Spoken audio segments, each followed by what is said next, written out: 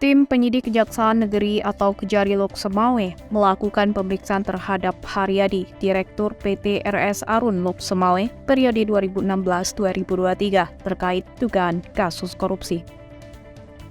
Kepala Kejari Lhokseumawe, Lalu Syaifudin melalui Kasi Intelijen Therry Gutama menyebutkan, selain Hariyadi, pihaknya juga turut memeriksa sejumlah saksi dari LMAN Jakarta dan DJKN Aceh.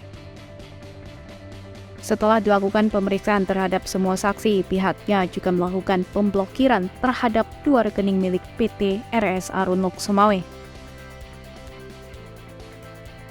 Terry menyebutkan penyidik akan segera menetapkan tersangka kasus dugaan korupsi PT RS Arun Lhokseumawe.